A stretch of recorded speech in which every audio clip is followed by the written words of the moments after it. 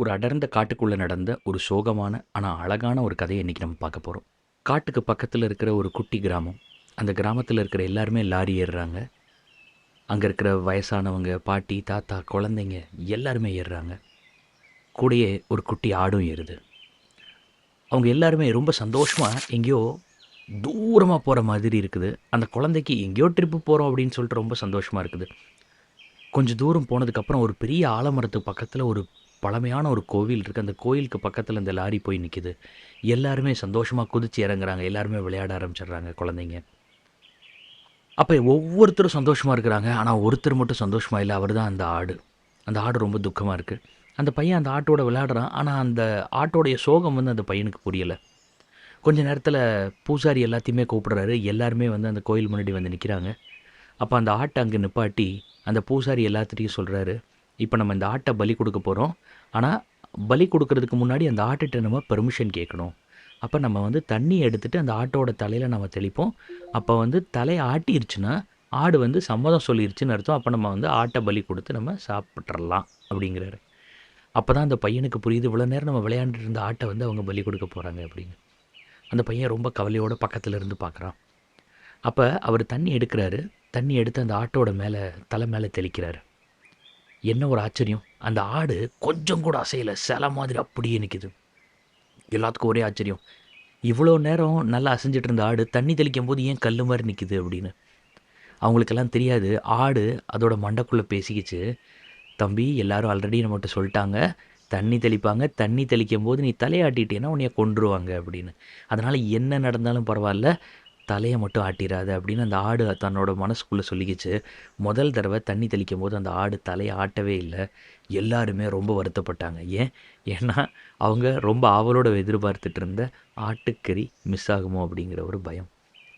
அப்போ பூஜாரி எல்லாருமே பார்த்தாங்க. பூஜாரி சொன்னார், ஒன்றும் இல்லை, நம்ம இன்னொரு தடவை பண்ணி பார்ப்போம் அப்படின்னு சொல்லிட்டு திரும்பவும் அந்த மஞ்சள் தண்ணி எடுக்கிறாரு. ஆட்டு தலை மேலே தெளிக்கிறாரு. அப்போ அந்த ஆடு மனசுக்குள்ளே சொல்லிக்கிச்சு, இன்னும் ஒரே ஒரு தடவை தம்பி, தயவு செஞ்சு ஆட்டிடாத, என்ன வந்தாலும் பரவாயில்ல, கண்ணுக்குள்ளே தண்ணி போனாலும் பரவாயில்ல, மூக்குக்குள்ளே போனாலும் பரவாயில்ல, தலையை மட்டும் ஆட்டாது அப்படின்னு ஆடு தனக்குள்ளேயே சொல்லிக்கிச்சு. தண்ணி ஜோர்னு அவர் மண்டையில் அடிக்கிறாரு. ஆனால் அந்த ஆடு கொஞ்சம் கூட அசையலை. நிறைய பேர் வந்து சலசலப்பு பேச ஆரம்பிச்சிட்டாங்க. எல்லாருக்குமே வந்து வேறு வேறு எண்ணங்கள், ஏதோ குத்தம், தெய்வ குத்தமாயிருச்சோ, ஏதாவது தப்பு நடந்துருச்சோ, இப்போ நம்ம என்ன பண்ணணும், இப்போ நம்ம வேறு ஏதாவது ப்ரொசீஜர் இருக்கா, என்ன பண்ணணும் அப்படின்னு எல்லாருமே யோசிக்கிறாங்க. அப்போ அந்த பூசாரி சொல்கிறாரு, பாருங்கள் இது 2வது தடவை ஆயிடுச்சு, இந்த மாதிரி ஆனதில்லை பொதுவாக, நம்ம ஒன்று வேணால் பண்ணலாம், இன்னும் ஒரே ஒரு தடவை நான் தண்ணி ஊற்றி பார்க்குறேன், இப்போ மட்டும் ஆடு வந்து தலையை ஆட்டல, சம்மதம் கொடுக்கல அப்படின்னா நம்ம அடுத்த வருஷம் இந்த ஆட்டோட சேர்த்து இன்னொரு ஒரு பெரிய ஒரு கடாவையும் நம்ம வெட்டுவோம், இன்னொரு ஆட்டையும் நம்ம கொல்லுவோம் அப்படிங்கிறாரு. திரும்ப தண்ணி எடுக்கிறாரு. இது எல்லாத்தையுமே அந்த பையன் கவனிச்சுட்டே இருக்கிறான். 3வது தடவை அவர் தண்ணி எடுத்து தண்ணியை தெளிக்க தான் போகிறாரு. தண்ணி இன்னும் அந்த ஆட்டு மேலே படக்கூட இல்லை. ஆனால் என்ன ஆச்சரியம், அந்த ஆடு வந்து தலையாட்ட ஆரம்பிச்சிருச்சு. அந்த ஆடு வந்து தெரியாமல் ஆட்டலை, அந்த ஆடு தெரிஞ்சு தான் ஆட்டியிருக்கு. அந்த ஆடு அவர் சொன்ன வார்த்தையை கேட்டு, நான் என் உயிரை காப்பாற்றிக்கிறதுக்கு எந்த அளவுக்கு வருத்தப்படுறேன், இப்போ மட்டும் நான் தலையாட்டாமல் என்னோட ஒரு வருஷ வாழ்க்கைக்காக நான் ஆசைப்பட்டேன்னா அடுத்த வருஷம் இன்னொரு ஆட்டையும் கூட இதே மாதிரி பலி கொடுப்பாங்கல்லன்னு.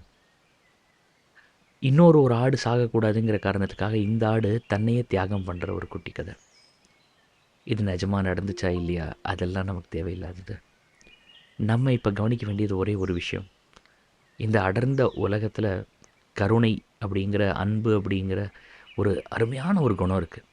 அந்த குணம் எங்கெல்லாம் இருக்கோ, எங்கெல்லாம் நம்ம ஒரு ஸ்டெப் எடுத்து வைக்கிறோமோ இன்னொருத்தங்களுக்காகன்னு, நம்ம அப்பா அம்மாவுக்காக, நம்ம குழந்தைக்காக, நம்ம மனைவிக்காக, நம்மளுடைய கணவனுக்காக, நம்மளுடைய சமுதாயத்துக்காக, நம்ம வீட்டுக்காக அப்படின்னு ஒரு ஸ்டெப் நம்ம எடுத்து வைக்கும்போது நம்மளோட வாழ்க்கை ரொம்ப அழகாக ஆனந்தமாகுது. அந்த ஆடு வேணால் அந்த கதையில் செத்து போயிருக்கலாம். ஆனால் நான் கேட்ட, சின்ன வயசுலேருந்து நான் கேட்ட பல கதைகளில் என்னை ரொம்ப பாதித்த ஒரு கதை இது. எப்படி இது வந்து நிஜமாக நடந்ததா இல்லையாங்கிறத டிஸ்கஷனுக்குள்ளேயே போக வேண்டாம். அப்படி போயிட்டால் நம்ம வந்து ரொம்ப சாதாரணமான இன்டேக் எதுவுமே இருக்காது. நம்ம மாற்றத்துக்கான வாய்ப்பு கிடைக்காது.